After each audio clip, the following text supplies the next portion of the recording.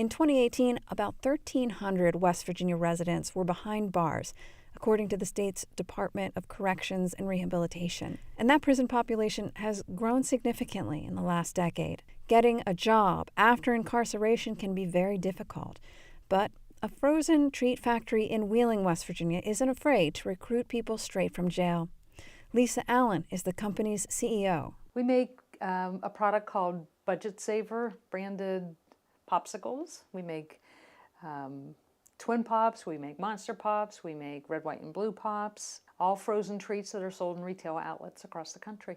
The drug environment and the opioid environment has made sustainable hiring very, very difficult. What we look for when it comes to employees or tribe members is somebody who's willing to take care of the person to the left of them and take care of the person to the right of them. It doesn't matter what your education is or what your background is or what it isn't. That just doesn't matter to us. We want to know about it so that if we can help you in any way, we can. But really, it's all about that person wanting to just do the right thing. That's Ziegenfelder Company's Director of Human Relations, Leslie Weckner. She explains that the challenged economic landscape in the region requires creative approaches to hiring, like paying for training. But Allen says she understands how investing in someone with a record is a dicey proposition for many employers. There are a lot of businesses that probably wouldn't. And granted, our business is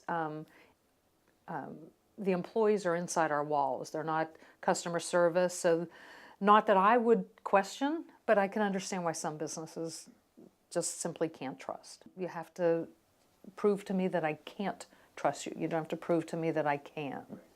And do I get burnt? Absolutely. Are we successful all the time? Absolutely not.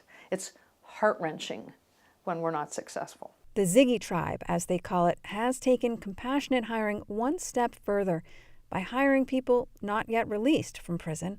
Again, Leslie Weckner. We have just recently started partnering with Ohio County Corrections Facility. They are excited to kick off a work release program, and we are going to be working with them.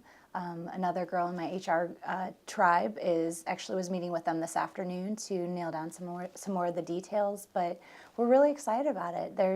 They've identified 8 inmates who deserve the opportunity to come work for us, and we're excited to have them and give them the chance so that if they stay with us after they're released, or if it just helps them get a little bit further ahead once they're released, we're okay with that. The opportunities we're open to give individuals who have made bad choices really gave them a second chance in life. I could think of 3 or 4 people that I knew had some sort of a background, and they're great employees. In fact, some of them are even still with us.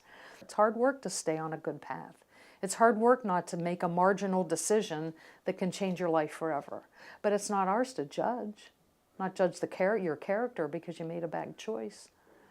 So we provide opportunities. Work release programs have been ongoing in West Virginia for decades, but the State Division of Corrections and Rehabilitation is working to expand those and other opportunities throughout the state.